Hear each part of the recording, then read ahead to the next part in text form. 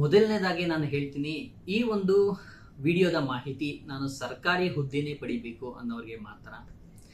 ಮೊನ್ನೆ ನಮ್ಮ ಸ್ನೇಹಿತರುಗಳು ಹಾಗೆ ಕೆಲವು ಇಲಾಖೆಗಳ ಸರ್ಕಾರಿ ಅಧಿಕಾರಿಗಳು ಹೀಗೆ ಒಂದು ಟೀ ಟೈಮ್ ನಲ್ಲಿ ಕೂತ್ಕೊಂಡು ಮಾತಾಡ್ತಿದ್ವಿ.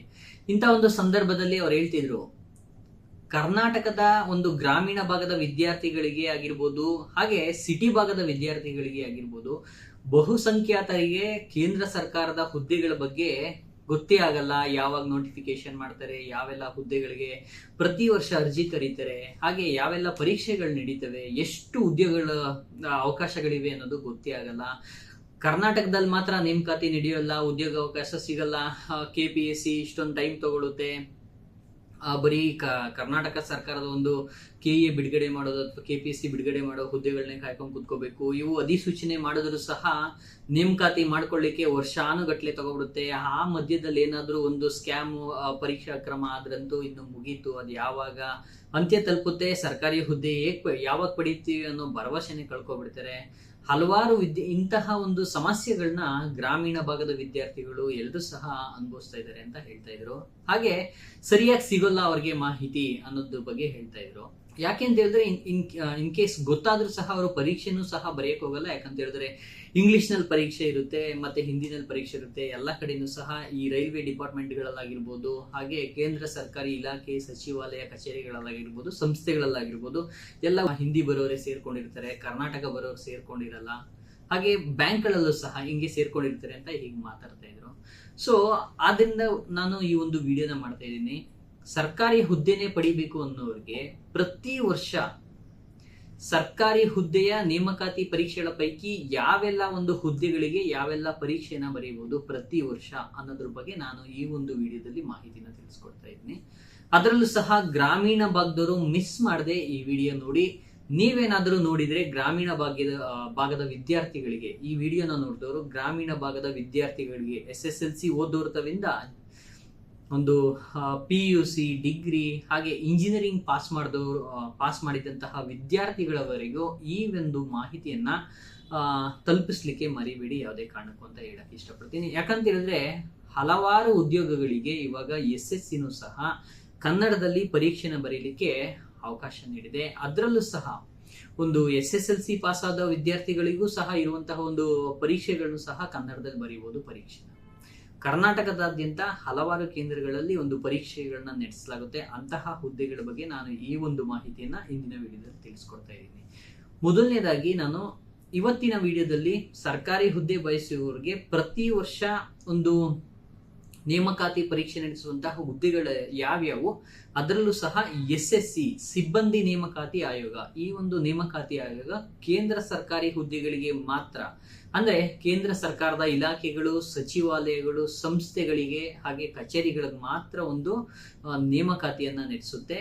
ನೇಮಕಾತಿ ಪರೀಕ್ಷೆಗಳನ್ನ ನಡೆಸಿ ಹುದ್ದೆಗಳನ್ನ ಶಾರ್ಟ್ ಲಿಸ್ಟ್ ಮಾಡಿ ಒಂದು ಇಲಾಖೆಗಳಿಗೆ ಬೇಕಾದಾಗ ಈ ಒಂದು ಅಭ್ಯರ್ಥಿಗಳನ್ನ ಶಿಫಾರಸು ಮಾಡುತ್ತೆ. ಸೊ ಆ ಒಂದು ಆಯೋಗ ಮಾತ್ರ ನಡೆಸುವಂತಹ ಪರೀಕ್ಷೆಗಳ ಯಾವ್ಯಾವ ಹುದ್ದೆಗಳಿಗೆ ಅನ್ನೋದ್ರ ಬಗ್ಗೆ ನಾನು ಮಾಹಿತಿನ ತಿಳಿಸ್ಕೊಡ್ತಾ ಇದ್ದೀನಿ.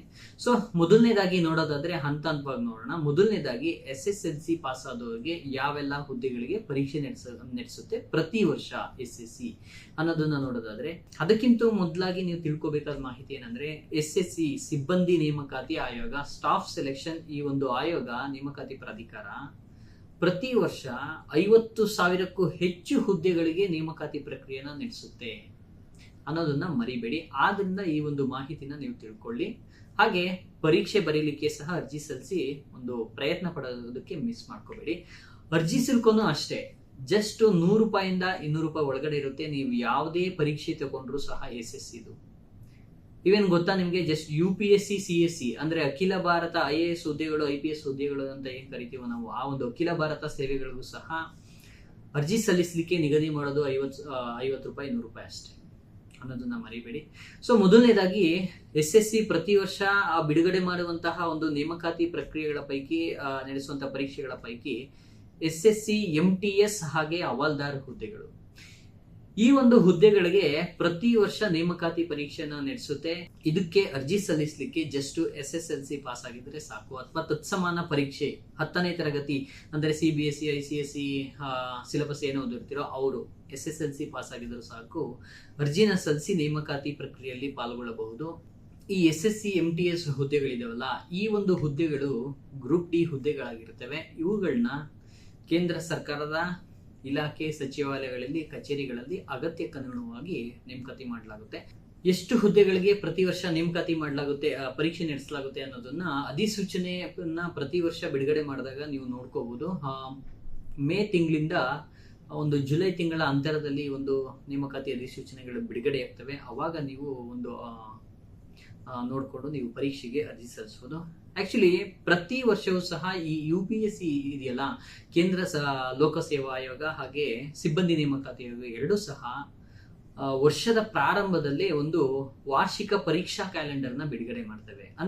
ಅಂದ್ರೆ ಯಾವಾಗ ಯಾವ್ಯಾವ ಪರೀಕ್ಷೆಗಳಿಗೆ ಅಧಿಸೂಚನೆ ಹೊರಡಿಸಲಾಗುತ್ತೆ, ಯಾವಾಗ ಪರೀಕ್ಷೆಯನ್ನ ನಡೆಸಲಾಗುತ್ತೆ ಅಂತ ಒಂದು ಕ್ಯಾಲೆಂಡರ್ನ ಬಿಡುಗಡೆ ಮಾಡುತ್ತೆ. ಆ ಸಮಯದಲ್ಲೇ ಸಹ ನೀವು ಈ ಹುದ್ದೆಗಳ ಬಗ್ಗೆ ನೀವು ದಿನಾಂಕಗಳನ್ನ ನೋಡಿಕೊಂಡು ಅರ್ಜಿ ಸಲ್ಲಿಸಲಿಕ್ಕೆ ಬೇಕಾದ ಸಿದ್ಧತೆಗಳನ್ನ ಮಾಡ್ಕೋಬಹುದು. ಯಾಕಂದ್ರೆ SSLC ಹಂತದಿಂದ ಪದವಿ BE ಪಾಸ್ ಆದವರೆಗೂ ಸಹ ಹುದ್ದೆಗಳಿರ್ತವೆ. ಅದರಿಂದ ಸೊ ನೆಕ್ಸ್ಟ್ SSLC ಪಾಸ್ ಆದವ್ರಿಗಾಯ್ತು MT ಮತ್ತೆ ಹವಾಲ್ದಾರ್ ಹುದ್ದೆಗಳು. ಸಾಮಾನ್ಯವಾಗಿ 8 ರಿಂದ 12,000ವರೆಗೂ ಸಹ ಸಮ್ಟೈಮ್ಸ್ ಈ ಒಂದು ಆಯೋಗ ನೇಮಕಾತಿ ಪರೀಕ್ಷೆನ ನಡೆಸುತ್ತೆ ಪ್ರತಿ ವರ್ಷ. ಸೊ ಈ ವರ್ಷ 2024ರಲ್ಲಿ 8,300ಕ್ಕೂ ಹೆಚ್ಚು ಹುದ್ದೆಗಳಿಗೆ ಒಂದು ಪರೀಕ್ಷಾ ಅಧಿಸೂಚನೆಯನ್ನ ಬಿಡುಗಡೆ ಮಾಡಿದೆ. ಸೊ ಆಲ್ರೆಡಿ ಅರ್ಜಿ ಕರೆದು ಅರ್ಜಿನ ಸ್ವೀಕಾರ ಮಾಡಿದೆ ಸ್ನೇಹಿತರೆ. ಸೊ SSC CHSL ಪರೀಕ್ಷೆಯನ್ನ ದ್ವಿತೀಯ PUC ಅಥವಾ ತತ್ಸಮಾನ ಪರೀಕ್ಷೆ ಪಾಸ್ ಆದವರು, 12ನೇ ತರಗತಿ ಪಾಸ್ ಆದವರು ಈ ಒಂದು ಪರೀಕ್ಷೆಯನ್ನ ತೆಗೆದುಕೊಳ್ಬಹುದು. ಈ ಒಂದು ಪರೀಕ್ಷೆನ ಬರೀಲಿಕ್ಕೆ ನಿಮ್ಗೆ ಬಹುಮುಖ್ಯವಾಗಿ ಏನ್ ಸಿಲೆಬಸ್ ಇರುತ್ತೆ ಅಂತ ಹೇಳಿದ್ರೆ ಇಂಗ್ಲಿಷ್ ಹಾಗೆ ಕಂಪ್ರೆಹೆನ್ಷನ್ ಹಾಗೆ ರೀಸನಿಂಗ್ ಹಾಗೆ ಮೆಂಟಲ್ ಎಬಿಲಿಟಿ ಹಾಗೆ ಆಪ್ಟಿಟ್ಯೂಡ್ ಟೆಸ್ಟ್ಗಳನ್ನ ಈ ಒಂದು ಪರೀಕ್ಷೆಯಲ್ಲಿ ಬಹುಮುಖ್ಯವಾಗಿ ನಡೆಸಲಾಗುತ್ತೆ. ಸೊ ಅದ್ರ ಬಗ್ಗೆ ನೀವು ಪ್ರಿಪರೇಷನ್ ಮಾಡ್ಕೊಂಡ್ರೆ ಖಂಡಿತ ಈ ಒಂದು ಕೇಂದ್ರ ಸರ್ಕಾರಿ ಹುದ್ದೆನ ಗೆಲ್ಬಹುದು. ಗ್ರೂಪ್ ಡಿ ಹಾಗೆ ಗ್ರೂಪ್ C ಹುದ್ದೆಗಳನ್ನ ನೇಮಕಾತಿ ಮಾಡ್ಲಿಕ್ಕೆ ಒಂದು ಈ ರಾಜ್ಯ ಸರ್ಕಾರದ ಹಂತದಲ್ಲಿ SDA ಹುದ್ದೆಗಳು ಅಂತ ಏನ್ ಕರಿತೀವೋ ನಾವು, ದ್ವಿತೀಯ ದರ್ಜೆ ಸಹಾಯಕರು ಅಂತೇಳಿ, ಆ ರೀತಿಯಾದಂತಹ ಹುದ್ದೆಗಳು ಹಾಗೆ ಆಫೀಸ್ ಅಟೆಂಡೆಂಟ್ ಹುದ್ದೆಗಳು, ಈ ರೀತಿಯಾದಂತಹ ಕೆಲವು ಹುದ್ದೆಗಳನ್ನ ಕೇಂದ್ರ ಸರ್ಕಾರದ ಇಲಾಖೆ ಸಚಿವಾಲಯಗಳಲ್ಲಿ ನೇಮಕಾತಿ ಮಾಡಲಿಕ್ಕೆ SSC CHSL ಪರೀಕ್ಷೆಯನ್ನ ನಡೆಸುತ್ತೆ. ಇವು ಸಹ 10,000ಕ್ಕೂ ಮೇಲ್ಪಟ್ಟ ಹುದ್ದೆಗಳನ್ನ ನೇಮಕಾತಿ ಮಾಡ್ಕೊಳ್ಳಿಕ್ಕೆ ಪ್ರತಿ ವರ್ಷ ಪರೀಕ್ಷೆ ನಡೆಸಲಾಗುತ್ತೆ. ಇದಕ್ಕೂ ಸಹ ನೀವು ಪರೀಕ್ಷೆನ ತಗೋಬಹುದು. ಕನ್ನಡದಲ್ಲೂ ಸಹ ಪರೀಕ್ಷೆ ಇರುತ್ತೆ.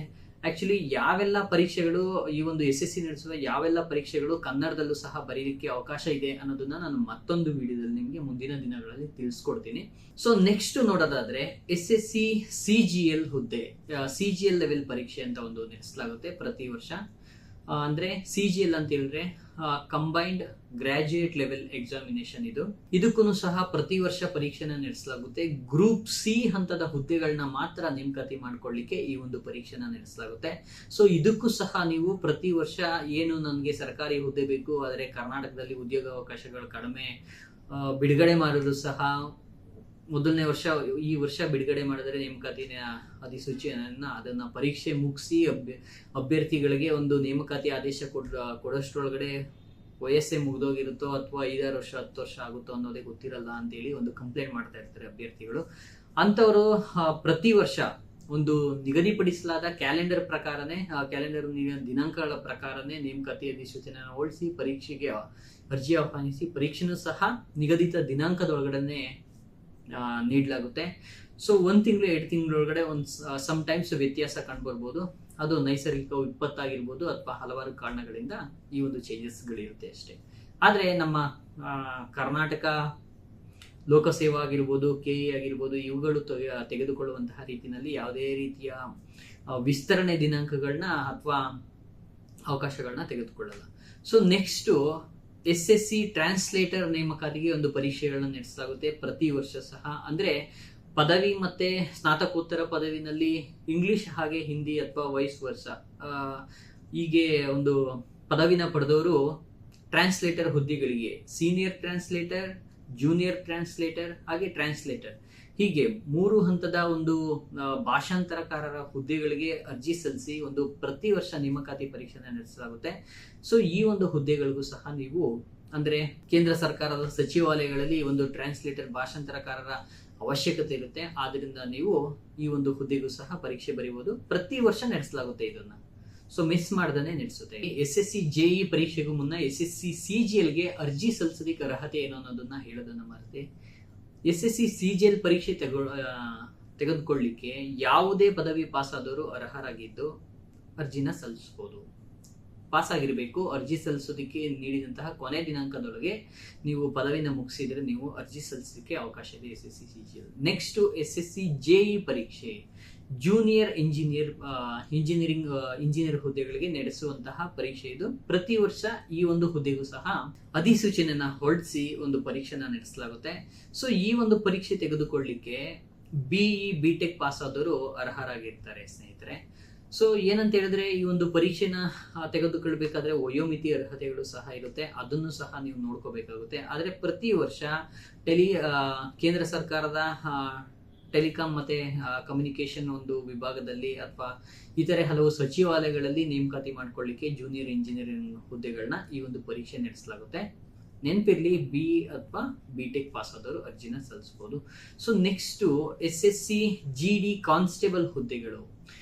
So constable general duty constable ಹುದ್ದೆಗಳನ್ನ ಹಲವಾರು ಕೇಂದ್ರ ಭದ್ರತಾ ಪಡೆಗಳಾದಂತಹ ಒಂದು ಗಡಿ ಭದ್ರತಾ ಪಡೆ, ಕೈಗಾರಿಕಾ ಭದ್ರತಾ ಪಡೆ, Indo Tibetan border security forces, ಕೇಂದ್ರ ಮೀಸಲು ಪೊಲೀಸ್ ಪಡೆ, ಹಾಗೆ ಕೇಂದ್ರ ಸರ್ಕಾರಿ ಪೊಲೀಸ್ ಕಾನ್ಸ್ಟೇಬಲ್ ಹುದ್ದೆಗಳಿಗೆ SSC GD ಕಾನ್ಸ್ಟೇಬಲ್ ಪರೀಕ್ಷೆಗಳನ್ನ ನಡೆಸಲಾಗುತ್ತೆ. ಸೊ ಈ ಒಂದು ಹುದ್ದೆಗಳಿಗೂ ಸಹ ನೀವು ಅರ್ಜಿನ ಸಲ್ಲಿಸಬಹುದು.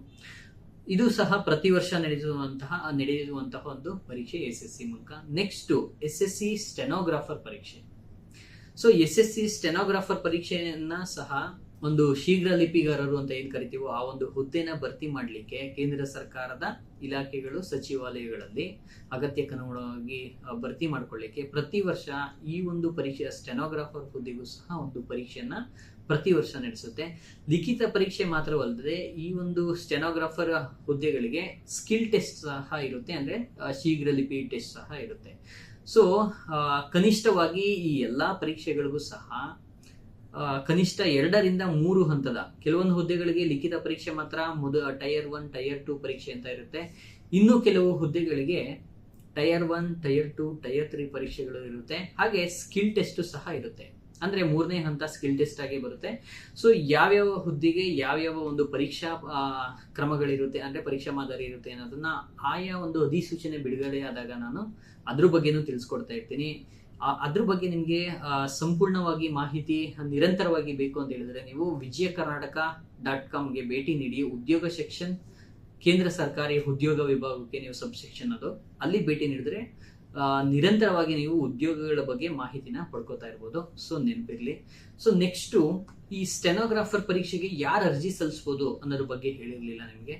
ಸೊ ದ್ವಿತೀಯ PUC ಪಾಸ್ ಆದವರು ಅಥವಾ ತತ್ಸಮಾನ ಪರೀಕ್ಷೆನ ಪಾಸ್ ಆದವರು ಈ ಒಂದು ಸ್ಟೆನೋಗ್ರಾಫರ್ ಪರೀಕ್ಷೆಯನ್ನ ತೆಗೆದುಕೊಳ್ಬಹುದಾಗಿದೆ. ಸೊ ಇದಿಷ್ಟು ಕೇಂದ್ರ ಸರ್ಕಾರಿ ಹುದ್ದೆಗಳ ಪೈಕಿ ಪ್ರತಿ ವರ್ಷ ಯಾವೆಲ್ಲ ಹುದ್ದೆಗಳಿಗೆ ಪರೀಕ್ಷೆನ ನಡೆಸಲಾಗುತ್ತೆ, ಯಾವೆಲ್ಲ ಪರೀಕ್ಷೆಗಳನ್ನ ನಡೆಸಲಾಗುತ್ತೆ ಅನ್ನೋದರ ಕುರಿತು ಮಾಹಿತಿ. ಅದು ಸಹ SSC ಇಂದ ಮಾತ್ರ ನಡೆಸಲಾಗುವಂತಹ ಪರೀಕ್ಷೆಗಳಿವು. ಸಿಬ್ಬಂದಿ ನೇಮಕಾತಿ ಆಯೋಗ ಮಾತ್ರ ಪ್ರತಿ ವರ್ಷ ಬಿಡುಗಡೆ ಮಾಡುವಂತಹ ನೇಮಕಾತಿ ಪರೀಕ್ಷೆಗಳು ಹಾಗೆ ನೇಮಕ ಪ್ರಕ್ರಿಯೆಗಳಿವು. ಸೊ ಮತ್ತೊಂದು ವಿಡಿಯೋದಲ್ಲಿ ಮತ್ತೊಂದು ಉದ್ಯೋಗ ಮಾಹಿತಿಯೊಂದಿಗೆ ನಾನು ನಿಮ್ಮ ಮುಂದೆ ಬರ್ತೀನಿ. ನೋಡ್ತಾ ಇರಿ ವಿಜಯ ಕರ್ನಾಟಕ ಚಾನಲ್. ಸಬ್ಸ್ಕ್ರೈಬ್ ಮಾಡಿಲ್ಲ ಅಂದ್ರೆ ಸಬ್ಸ್ಕ್ರೈಬ್ ಮಾಡ್ಲಿಕ್ಕೆ ಮರಿಬೇಡಿ. ಈ ಒಂದು ವಿಷಯ ಮಾಹಿತಿ ನಿಮ್ಗೆ ಇಷ್ಟ ಆಗಿದ್ರೆ ಅಥವಾ ಅನುಕೂಲಕರವಾದ ಮಾಹಿತಿ ಅಂತ ಹೇಳಿದ್ರೆ ಗ್ರಾಮೀಣ ಭಾಗದ ವಿದ್ಯಾರ್ಥಿಗಳಿಗೆ ತಲುಪಿಸೋದಕ್ಕೆ ಖಂಡಿತ ಮರಿಬೇಡಿ. ಫಾಲೋ ಮಾಡ್ತಾ ಇರಿ ವಿಜಯ ಕರ್ನಾಟಕ ಚಾನಲ್. ಧನ್ಯವಾದಗಳು. ಬಾಯ್ ಬಾಯ್.